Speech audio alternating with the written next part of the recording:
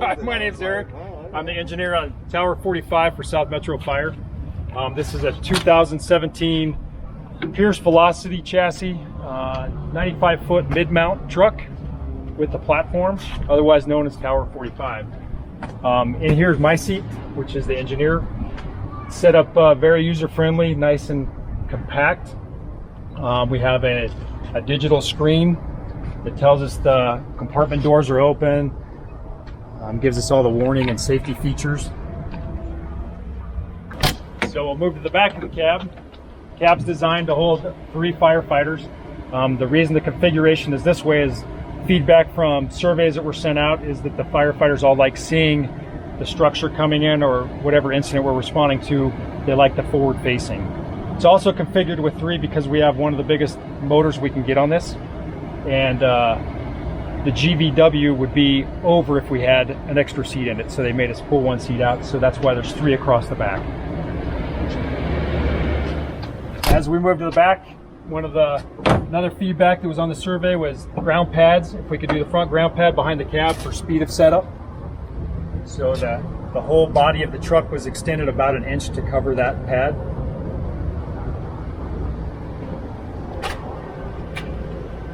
Just extra hose, and the firefighter, the D seat, has his Halligan in here, and just some miscellaneous tools. But he goes to one compartment when he gets out, can grab his Halligan, and off to work. That's the remote control for the master stream. So if we set it up by ourselves, the rest of the crew goes to work, can operate that master stream remotely from outside of the truck.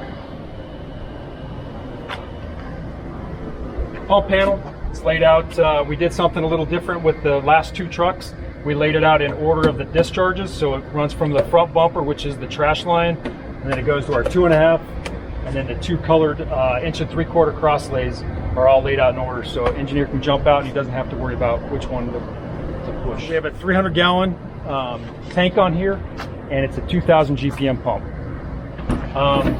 SCBA bottle chutes. There's a total of 5, 2 on this side and 3 on the other side.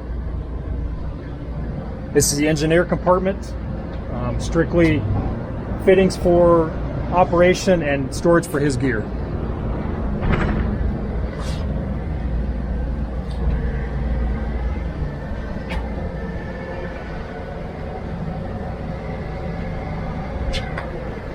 Then with the rear pad is at the back. We used to store both of them at the back, but then you had to walk back and forth, so just speed of setup. We were able to reconfigure it. Extrication compartment.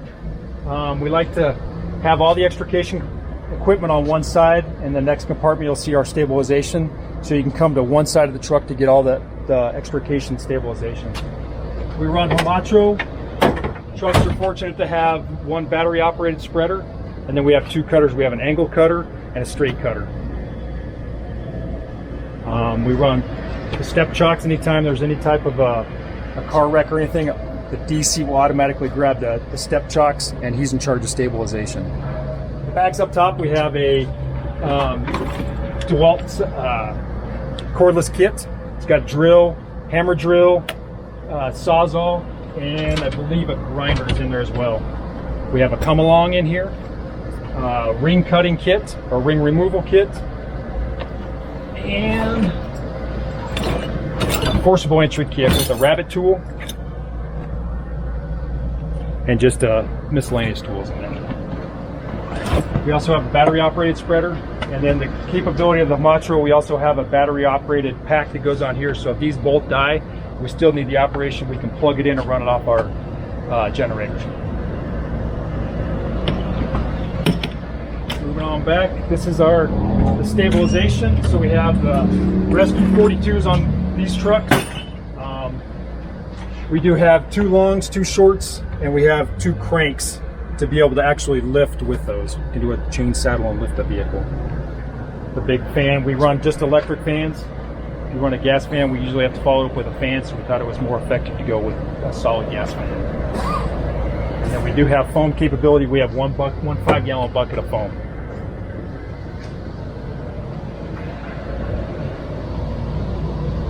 The back, we run a single master stream on the back. with smooth bore. We do have a capability of changing that to a fog. Just have to screw that off and plug it in, and then we have full remote capabilities with that as well. Ground ladders, full complement of ground ladders. We like them on beam if we can get them. It's easier to pull out and shoulder and take to the seam. Double roof hooks on all of our roof ladders, 16-foot roof ladder, dual hook. It also helps throw it, adds a little weight to it. Back here in the back are the controls for the setup. It's all remote control. It's a very long cord, so you can go around and side of the truck for setup.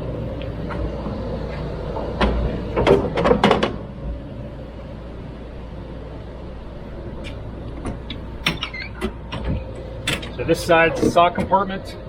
Charlie's seat, which is behind the lieutenant. He'll jump off, get the saws, get them started, and then get them to the bucket.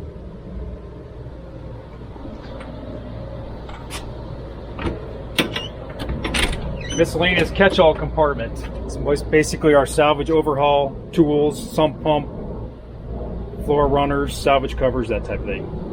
Just general equipment.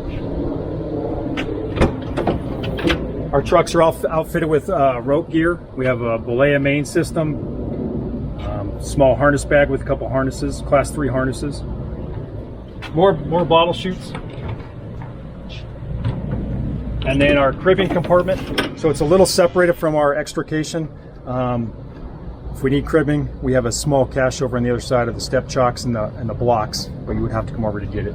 But it goes along well with our airbags, and that's kind of why it's staged together. The thought was we'll use the two of those together. We have water rescue capability with a Gumby suit, and then or a dry suit, throw rope, and then PFDs for everybody.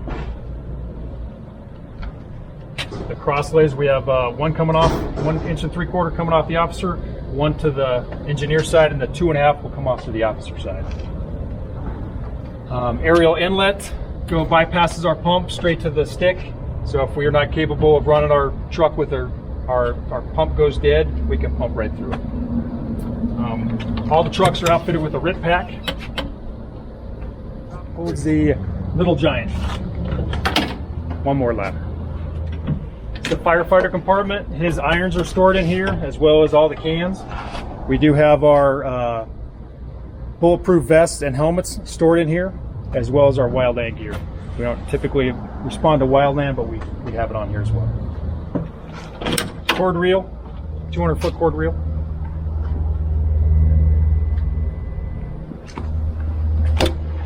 And then the Charlie seat. Medical supplies. Most of the medical is on this side, as well as some of the pre-planned books and miscellaneous books are on this side. The officer seat, or as we like to call him, Dad, sits up here. MDT.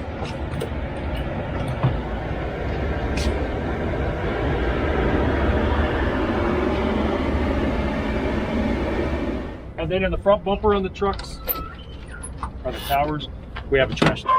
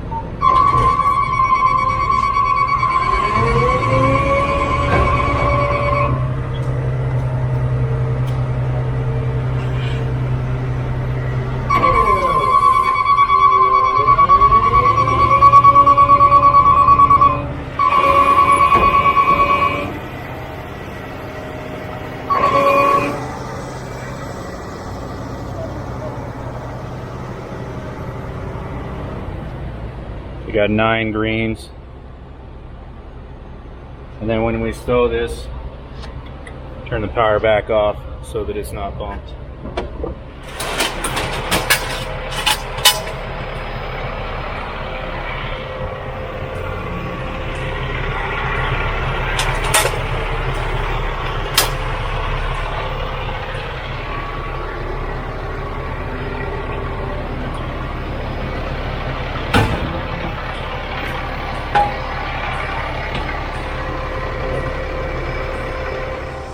Make sure we're completely chained off.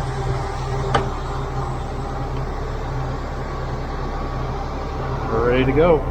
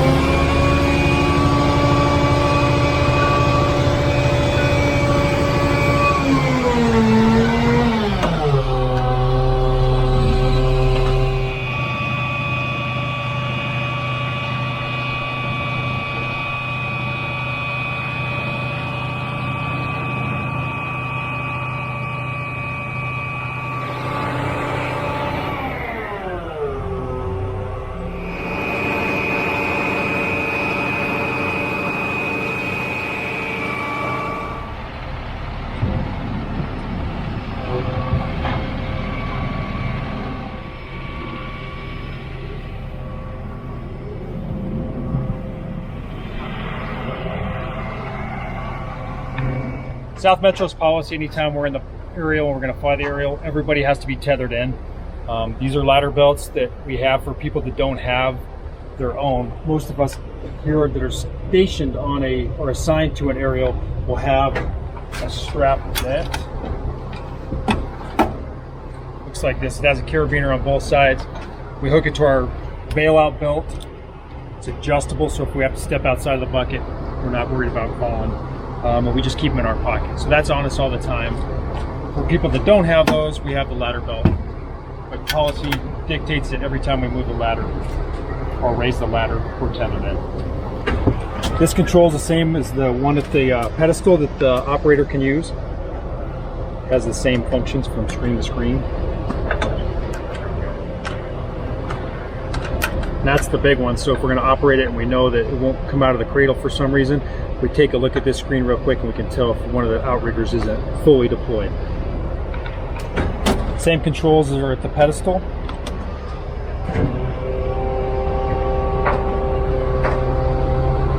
We have master stream controls up here too. And we have emergency. There's 3 emergency shutoffs on this truck. There's one here, one at the pedestal, and one down low. They have to be reset from the place, unfortunately, that it's pushed.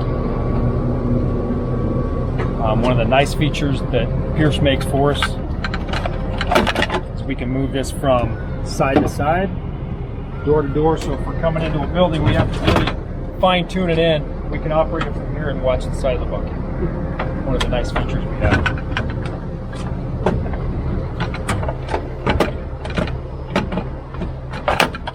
Take you up for a little ride. This portion, Pierce has it. These are the Stokes arms. So we have a Stokes basket on top of the cab. Once we secure somebody in there, we can put them right here. The medic or EMTs can work on that patient right here as we're moving the aerial. Another nice feature is to move this out of the way so they can actually get in and do their work. This is set up for our parapet ladder, which is basically a roof ladder. It's a little bit narrower. It's a 12-foot roof ladder. Let's pull this pin out. We slide the ladder over and it pins through a rung, so we can climb it straight up or we can climb it out at an angle. There's a little secure lever down here that we pull it tight back to the back of the bucket. It's 95 feet extension and 73 degrees of elevation.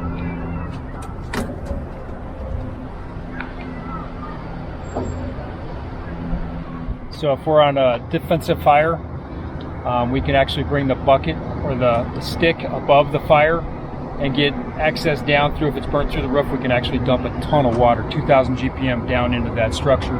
We can also use it two houses are on fire, we'll position it between the houses, and we'll use it for structure protection to keep the unburned portion of the house or the unburned structure from catching fire. Cool.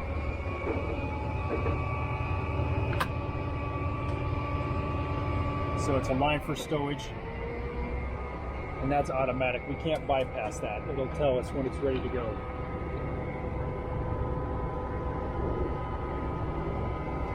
You feel the bucket and the stick automatically adjust itself until it finds its home spot and then brings us down.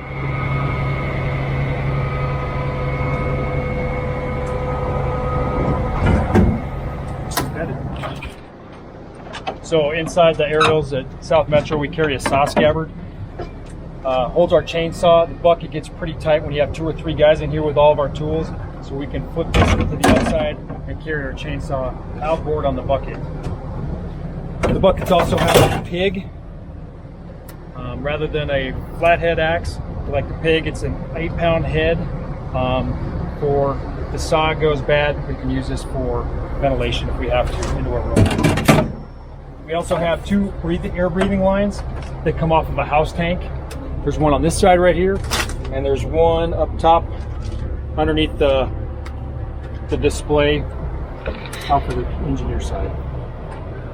We want to breathe the air off of our house tank first, and if there's an emergency, something goes wrong, he still has his bottle on his back to go ahead and get himself out of harm's way.